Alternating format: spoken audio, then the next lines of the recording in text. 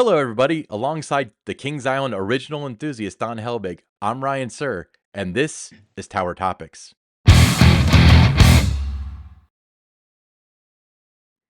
Tower Topics is a podcast for Kings Island fans by Kings Island fans because that's who we are and that's who we care about. Awesome. So we have our very first ever guest on Tower Topics today. We've got Brad Perdue from KICentral.com. How's it going, Hey, Brad? glad to be here, guys. Awesome. Thanks for agreeing to come on. Yeah. Well, Brad, tell our listeners a bit about KI Central and its mission. Well, Kings Island Central is a dedicated fan site for Kings Island. It actually started as a free website hosted out there for photos and started by Dane Thomas. After he started seeing lots of traffic and interest, he turned it into PKI Central back when it was the old Paramount days and included a forum and other cool stuff about the park on the website. And it's just expanded and grew from then on. So we just hadn't stopped talking about Kings Island since and talking about the industry news. Yeah, so that was what, 2003, I think? So you guys Yes. turned 20 this year. I think it was right around this time of Yeah. year that KIC was founded. Awesome. Yeah. And we have a couple other little things in the works that kind of has fallen in the cracks, but we're working on the website and trying to get a little more updated. But a lot of us have been really busy, so hopefully that'll come this off season. That's my goal. Yeah. So, obviously, I made no qualms about it. I essentially had the same position you have now, so I pity you. But you came on. You weren't on there from day one, but you've been on there for quite a while. Where did you find Yes. KIC, and what made you want to get involved? Well, I actually stumbled across it when Swan Lake got drained and started seeing construction in that area of the park in Rivertown. And I'm looking on the internet trying to figure out what's going on at the park. And just happened to run across KI Central. And I found the forums, saw the people talking about it, and I went, holy cow, these people love the same thing I do. And I didn't realize there were other people who were just as interested in the park as me. And excuse me. And so it just kind of got started. I was reading the site every day, kind of got drawn into it and reading the posts, and eventually became a member. And the rest is kind of history with being involved with the park and getting to know the industry. And I got to say, the biggest part for me was learning the industry lingo and learning the ins and outs of Kings Island that of all of the people on the site shared. And that was so interesting to me. Mm-hmm. All right, Brad, when you're talking about KI Central, what are some of the unique features or the content that someone who came to the site for the first time, what would they discover? Well, Kings Island Central is not just a fan page, it's also rich with content with pictures. And there's an extensive timeline going back to 1969 on the website. There is a page with all the different rides and tidbits about it and information that we've gathered over the years. So I looked up earlier today just to be curious. There's over 25,000 pictures just on KIC's galleries and 430 of the galleries. So they're in 430 different galleries, 25,000 different pictures. So you can really stay on KIC for hours and learn about the history, past rides, photos, and learn a little trivia about the park as well. So I think that's what kind of sets us apart from any other type of fan page per se. Yeah, I mean, I would Okay. agree. Obviously the biggest product that you have, I always thought, was conversation, and Yes. the thing that separates you, because obviously the two big uh avenues that they have, and I wouldn't say they're competitors, so I think they can complement each other very well, is the season pass group and KIC. But Yeah. KIC is for the people that already know the park and they want to discuss the park, while season pass holders has that element, but it's a lot of, hey, how do I use my bring a friend and stuff like that. That's like everyday Right. stuff. Right. Um, so let me ask you this though.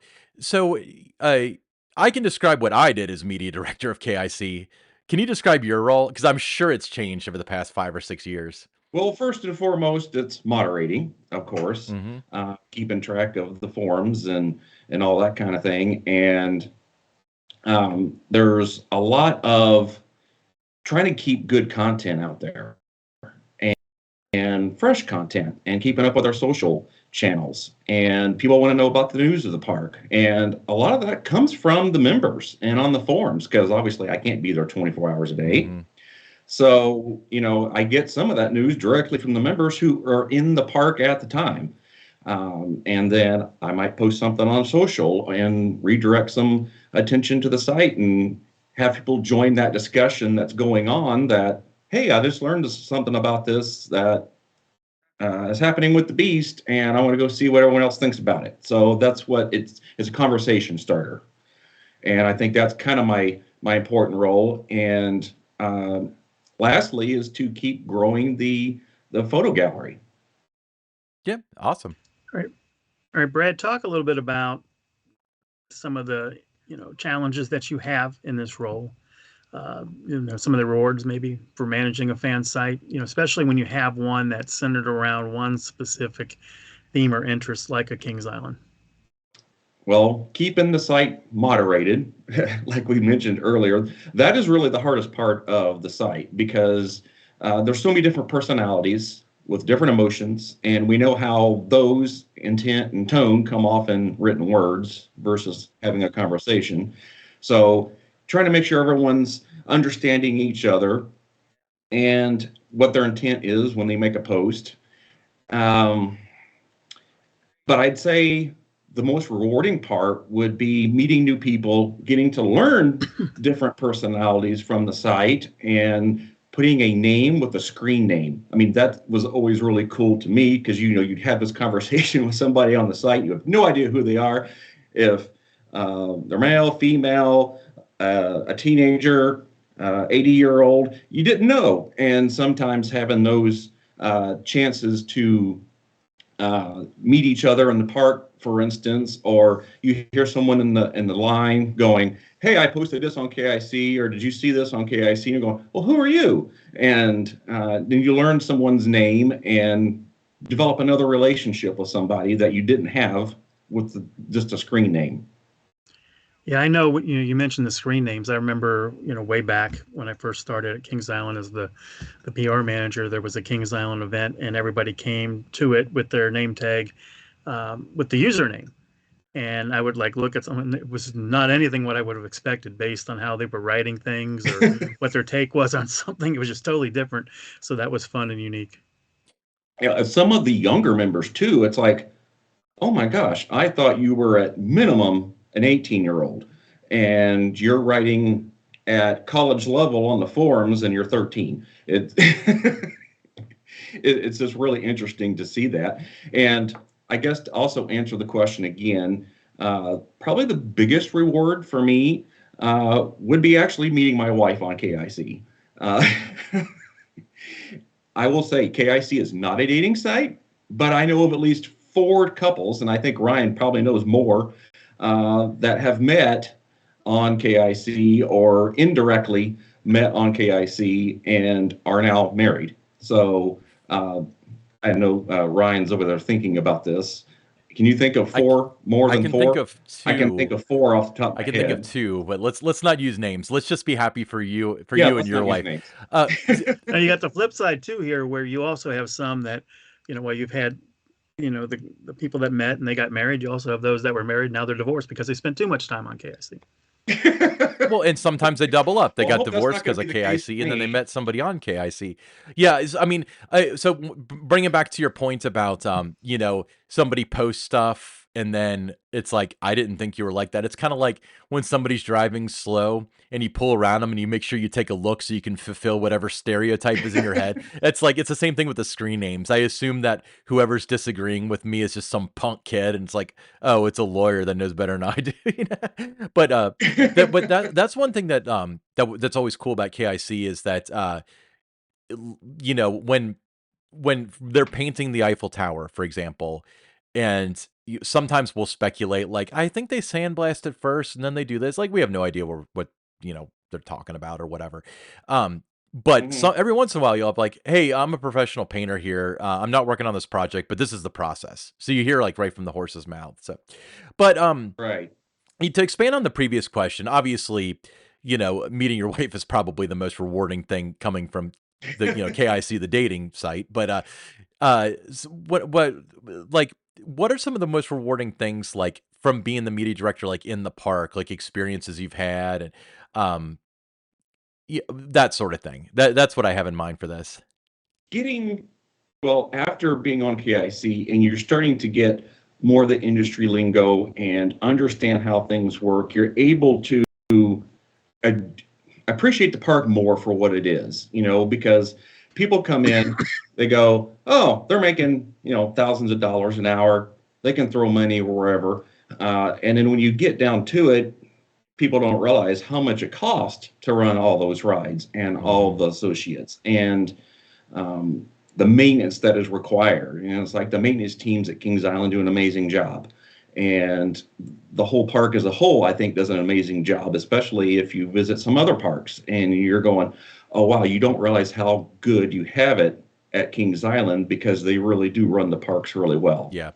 So to me, I appreciate the park even more because I understand now a lot more of what work is involved and the whole big picture of the park's operations more than just walking in off the street and going, I just had to pay this amount of money to walk in here. Why isn't this ride running?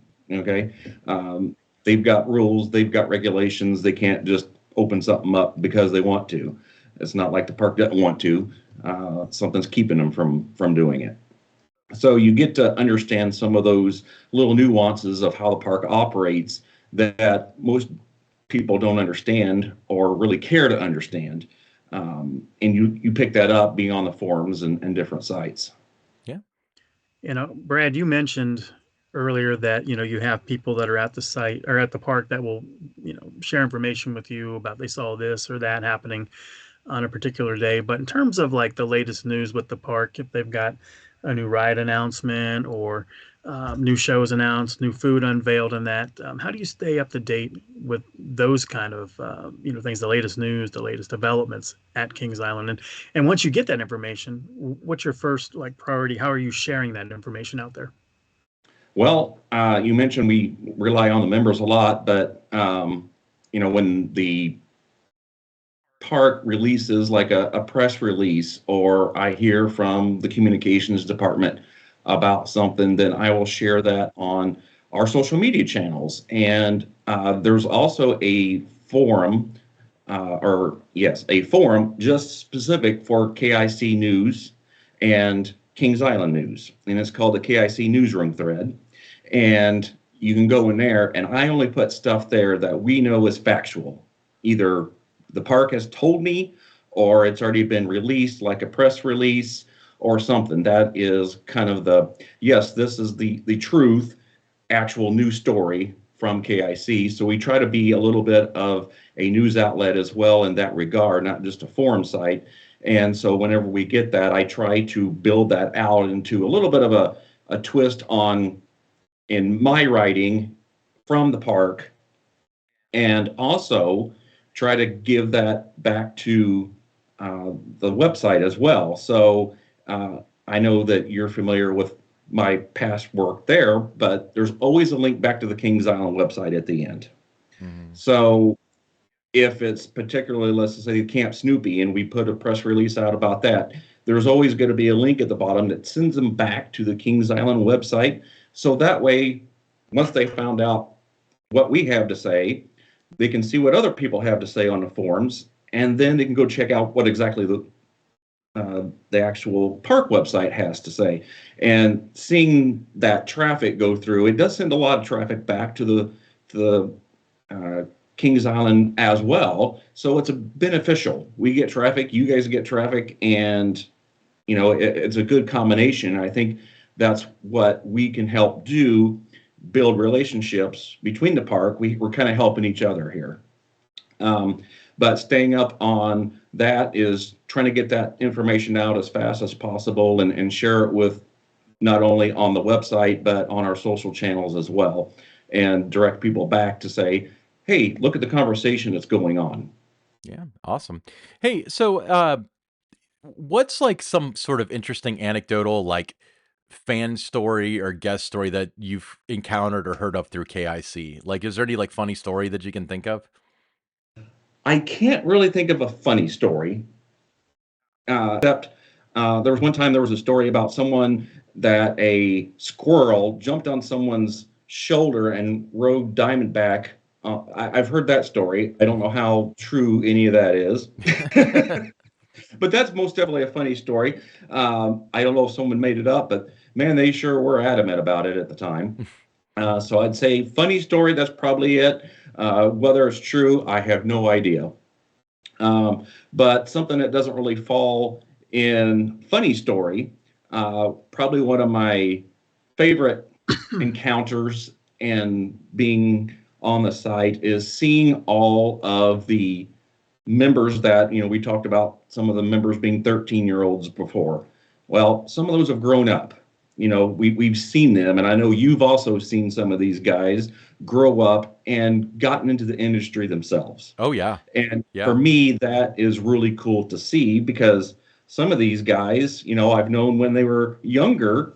You see them at the park, you've had meetups with them, you see them, and now they're working for Cedar Fair or they're working in the industry somewhere and doing what they love. And I love the fact that they found KIC and had an outlet to discuss their passions. And that to me is really cool to see. Yeah. Yeah, absolutely. All right, Brad, how do you see the future of fan communities like KICentral? You know, the digital age, it's always evolving. So where do you see this, down the road? Well, unfortunately, I don't have a nice crystal ball too much, but um, in my opinion, right now, is you got all these social channels. Okay, so back when KIC started, you didn't have social media. So we were like the only other fan site and place to go to get news besides the park themselves when they sent papers out, in the mail or whatever they did for their marketing back in the day before we had social media. So we are also evolving. And so my thing is keeping content up on our social channels and redirecting people back to the website, reminding them that we are more than just a forum site and tell you what's going on at the park because we have history pages. After the announcement of Camp Snoopy, what did I do? I went directly over there the next time I was at the park and started taking pictures of that area. Why? So that way that's historical. Okay, so we can put that in a gallery. And so 10 years from now or 5 years from now, when that area is they're thinking about updating it again, they're going, well, what does it look like before that was there? We have that historical data. So to continually keep building on our history is, I think, very important because we're making history all the time. And I think that's a big asset of KICentral is we have this big, long history of the park. And I enjoy building that more and more.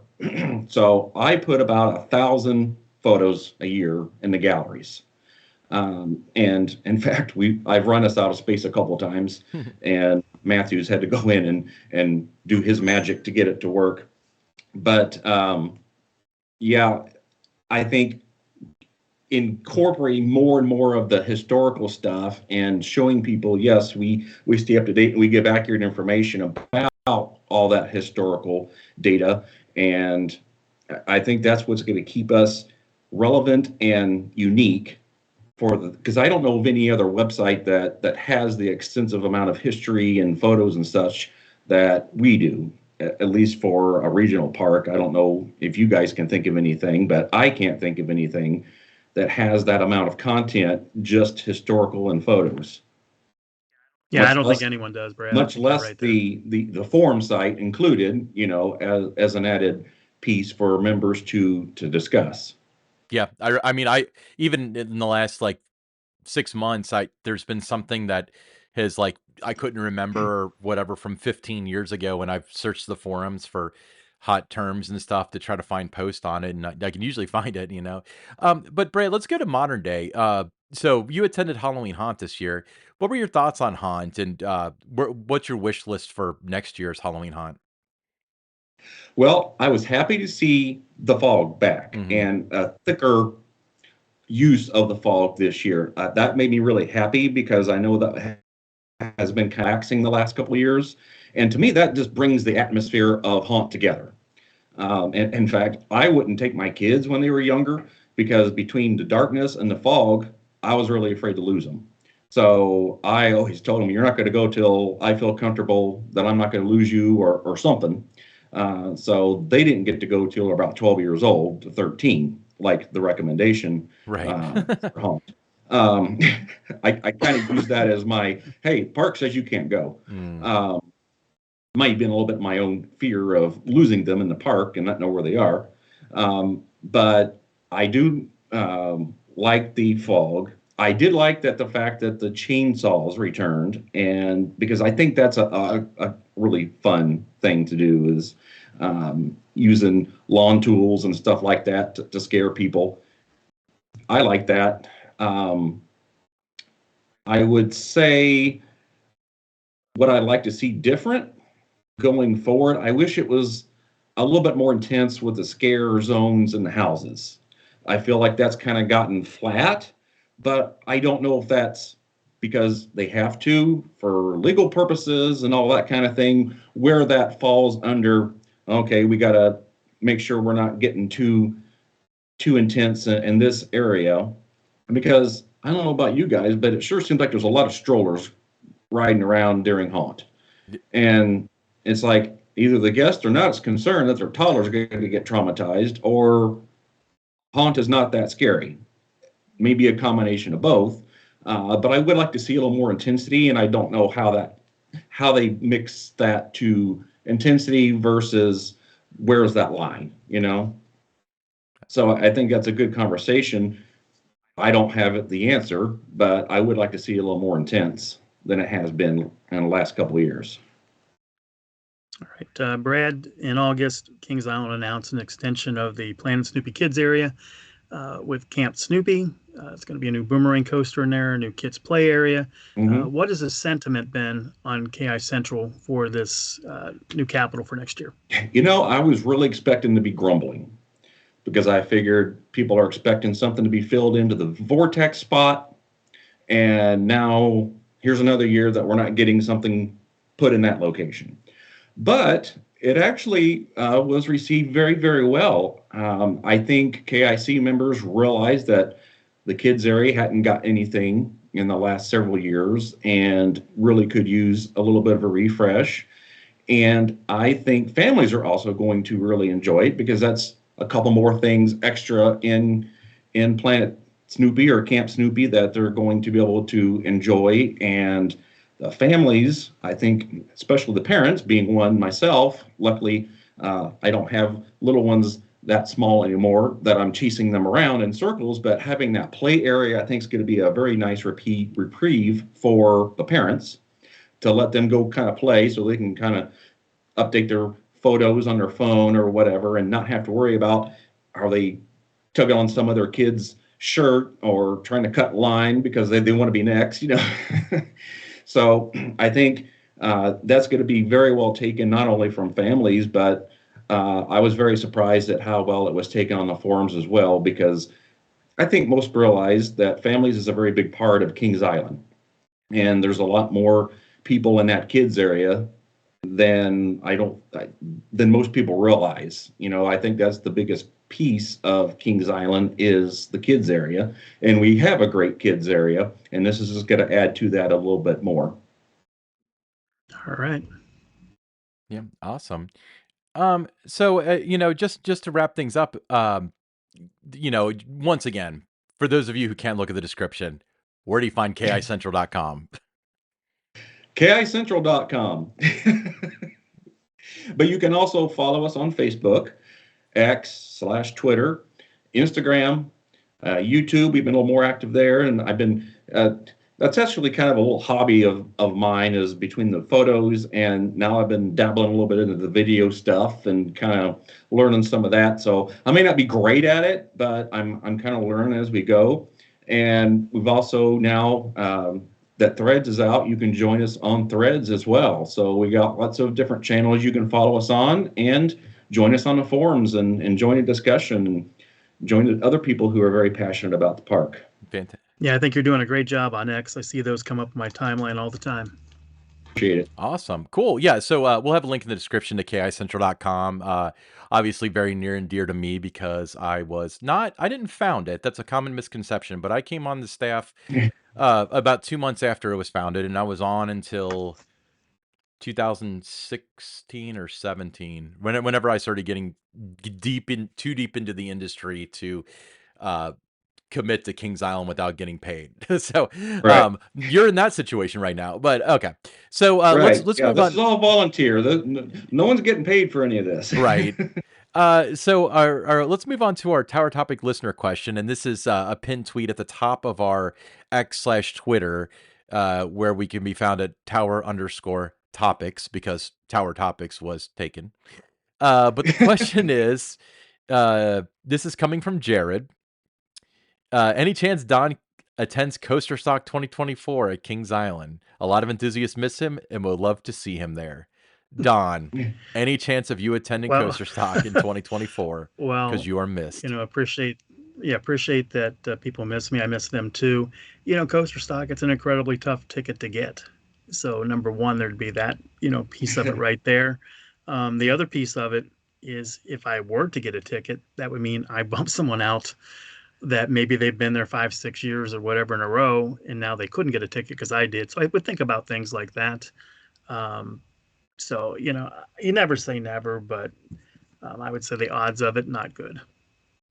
But you could always get a Yeah, the ticket one year and then that, resell it at a oh, premium. I'm sorry. No, you're fine. Okay. Awesome. Cool. Well, hey, Brad, really appreciate you coming on the show. You're our first ever guest, and I'll make sure that Oh, I'm this very episode is honored released. to be the very first guest. And if you need me again, I'm here. Or if you need help, just let me know. Awesome. Yeah, we'll definitely have you We're back certainly on. be coming back to you.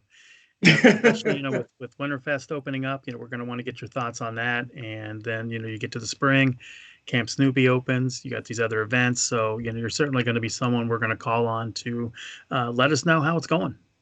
All right. Sounds good. I look forward to it. Awesome. Well, I'm Ryan Sir, along with Don Helbig, and special guest Brad Perdue from KICentral.com, and this is Tower Topics.